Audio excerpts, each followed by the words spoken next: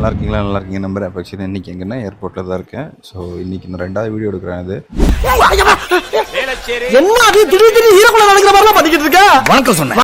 இன்றைக்கி என்னென்னா நான் பார்த்த விஷயங்கள் எப்படின்னா, இன்றைக்கி ஏறி வந்தோடனே நம்ம செக்இன் இருந்தது. செக்இன்லாம் முடிச்சு நம்ம உள்ளே வரும்போது நீங்கள் கேட் நம்பர் தான் கேட் நம்பருக்கு நீங்கள் போங்கன்னு சொல்லியிருந்தாங்க. நானும் நான் கேட் நம்பர் போயிட்டு இருந்தேன். போகிற வழியில் பார்த்தா ஃபுல்லாக வச்சுருக்காங்க சரக்கு. என் பின்னால் ஒரு கூட்டமே நிற்குது. சரக்குன்னா சரக்கு எங்கே இருந்தால் வச்சுருக்க, உலகத்தில் இருக்க எல்லா சரக்கே இல்லை, எல்லா சரக்குமே இங்கே தான் இருக்க மாட்டேங்குது. அவ்வளோ சரக்கு வச்சுருக்காங்க. நான் வந்து ஆக்சுவலி ஏர்போர்ட்டுக்குள்ளே இருக்கனால நம்ம வந்து இன்னொருத்தவங்களை மாறிக்கணும் இல்லை, நம்ம அடுத்தவங்களை ஃபோட்டோ வீடியோ எடுக்க மாட்டோம்னு சொல்லியிருக்கோம். நம்ம வந்து எடுக்கக்கூடாது, அதை எடுக்கவும் கூடாது. ஏன்னா நம்ம வந்து ஃபுல் டைம் நம்ம சர்வேலன்ஸில் தான் இருப்போம். எங்கே பார்த்தீங்கன்னாலும் இங்கே சிசிடிவியாக தான் இருக்கும். பட் இதெல்லாம் சிசிடிவியில் எனக்கு முன்னாடி சிசிடிவி இருக்குது. நான் முன்னாடி சிசிடிவி முன்னாடி உட்காந்து பேசிகிட்டு இருக்கேன். மீன்ஸ் கேமரா முன்னாடி உட்காந்து பேசிகிட்டு இருக்கேன். நம்ம வந்து யாரையும் ரெக்கார்ட் பண்ணக்கூடாது, நம்மளும் யாரும் ரெக்கார்ட் பண்ணக்கூடாது. அதுதான் பாலிசி.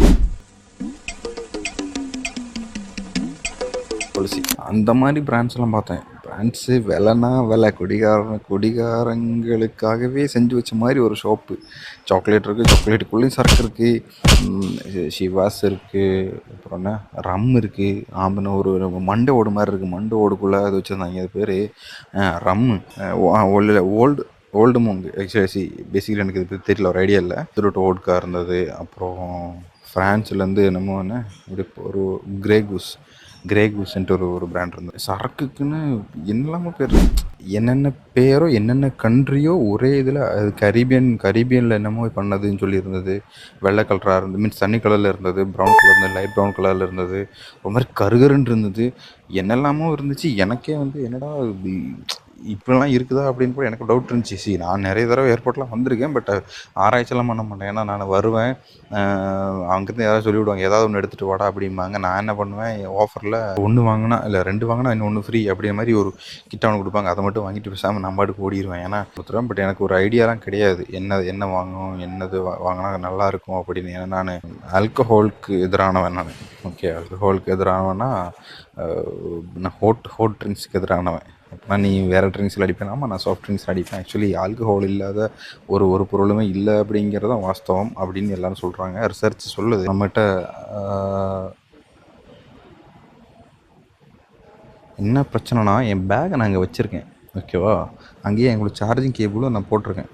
இந்த ஸ்பாட்டுக்கு நீ வந்த அது உனக்கு அசிங்கம். ஆனால் என்னென்னா துபாய் பொறுத்தளவு அந்த ஒரு பிரச்சனை மட்டும் இருக்காது. ஏன்னா யாரும் எடுத்துகிட்டுலாம் போக மாட்டாங்க. ஏன்னா எடுத்துகிட்டு போகிற அளவுக்கு தைரியம் இருந்துச்சுன்னா அவன் கண்டிப்பாக ஜெயிலில் கிடக்கிறதுக்கு தான் அவன் ஒர்த்து. அப்படின்னா கண்டுபிடிச்சிருவாங்க, டக்குன்னு தூக்கிடுவானுங்க. அப்போவுமே தூக்கிடுவானுங்க. யார்கிட்டையும் சொல்ல மாட்டானுங்க. நீ நம்ம சிசிடிவியில் தெரியும் இல்லையா, நீ வச்ச பொருளை நீ எடுக்கணும். அதனால் எங்களோட சார்ஜிங் கேபிள் இங்கே பாருங்கள், என்னோடய பேக் அங்கே இருக்கா, அதுக்கு பக்கத்தில் பாருங்கள் ஒரு சின்ன கேபிள் தெரியுதா, அந்த கேபிளும் என்ன தான், அந்த 2மே என்ன தான். நான் சார்ஜ் போட்டேன். இப்போ சரி வீடியோ எடுத்ததுக்கப்புறம் மீன்ஸ் சார்ஜ் போட்டுக்கலாம்னு சொல்லி நான் அதுக்கடுத்து என்ன பண்ணால், அதுக்கப்புறம் சரி அந்த கடையிலேருந்து கொஞ்சம் அப்படி அந்த கடைக்குள்ளேயே கொஞ்சம் தள்ளி வந்து பார்த்தா சிகரெட் வச்சுருக்காங்க. சரி சிகரெட்டை வச்சு என்ன பண்ணேன், சரி ஃபோட்டோ எடுக்கலான்னு சொல்லிட்டு ஃபோட்டோவும் 2-3 வீடியோ கிளிப்ஸ் எல்லாம் எடுத்தேன். அப்படியே நீங்கள் பாருங்களேன், இந்த ஃபோட்டோவோ வீடியோவும் தெரில, எதுவும் நீங்கள் பாருங்கள். என்னென்னா அதுலேயும் எழுதி வச்சுருக்காங்க அவ்வளோ தூரத்துக்கு. ஆனால் கட்டாக சிகரெட் வச்சுருக்கேன். ஒரு பாக்ஸுக்கு 75 திர்ஹம்ஸ் எல்லாம் போட்டிருக்கானுங்க. 20 ரூபா வச்சு போட்டினா கூட 1500 1500 கொடுத்து சிகரெட்டை பிடிக்கிறாங்க எல்லாரும்.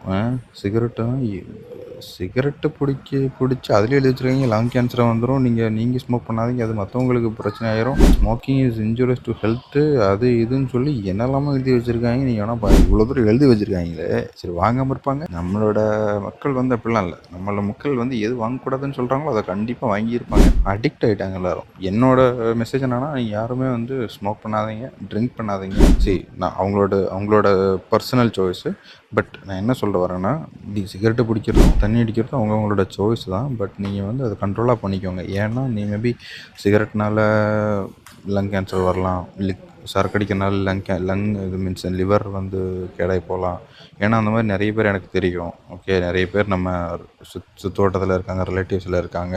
ஸோ அதனால தான் நான் சொல்கிறேன். எனக்கு வந்து இந்த சரக்கு தம்மு அதை வந்து 2மே எனக்கு வந்து எனக்கு வந்து பிடிக்காது. பட் அதுக்கு நான் குடிக்கிறவங்க கூடலாம் நான் சேர மாட்டேன்லாம் இல்லை. இப்போ என் கூட இருக்கவங்களும் நிறைய பேர் குடிக்கலாம் செய்வாங்க. பட் நான் உங்களுக்கு அட்வைஸ் தான் பண்ணுவேன், நீங்கள் இது பண்ணாதீங்க. நீங்கள் பண்ணீங்க அப்படின்னா அது உங்கள் ஃபேமிலியை பாதிக்கும் அப்படிங்கிறது தான் மெயின் கன்சர்ன். நீங்கள் வந்து நீங்கள் குடிச்சு நீங்கள் சந்தோஷமாக இருக்கலாம், நீங்கள் சிகரெட் வலிச்சு நீங்கள் சந்தோஷமாக நீங்கள் பாட்டு டைம் பாஸ் பண்ணிட்டு இருக்கலாம். பட் நாளைக்கு உங்களுக்கு முடியலை அப்படிங்கிற பட்சத்தில் அந்த நீங்கள் காசு கொடுத்து வாங்கினீங்களா சிகரெட் கம்பெனி ஆகணும், இல்லாட்டி சரக்கு கொடுத்து வாங்குறீங்கல்ல அந்த கம்பெனியை வந்து உங்களுக்கு கண்டிப்பாக கேரளாவில் பிவரேஜ் கார்ப்பரேஷன், தமிழ்நாட்டில் பிவரேஜ் கார்ப்பரேஷன், இவங்க 2 பேரும் வந்து யாருமே வந்து உங்களுக்கு ஹெல்ப் பண்ண மாட்டாங்க. யாரும் வந்து உங்களுக்கு காசு கொடுத்து இந்தாப்பா நீ உனக்கு இதனால தான் ஆகி போச்சு அப்படின்னு சொல்லிட்டு உங்களுக்கு கண்டிப்பாக பண்ணவே மாட்டாங்க. தயவு செஞ்சு சொல்கிறேன், தயவு செஞ்சு எல்லோரும் சரக்கை அடிக்கிறத கம்மி பண்ணிக்கோங்க. அதேமாதிரி சரக்கு அடிக்காதவங்க சரக்கு அடிக்கணும்னு மட்டும் தோணவே கூடாது. படிக்கிறவங்க நல்லா படிங்க. சரக்கு அடித்து லைஃப் என்ன பண்ணுவாங்க நிறைய பேர் எனக்கு தெரியும். தயவு செஞ்சு சொல்கிறேன், அவாய்ட் ஸ்மோக்கிங், அவாய்ட் ட்ரிங்கிங்.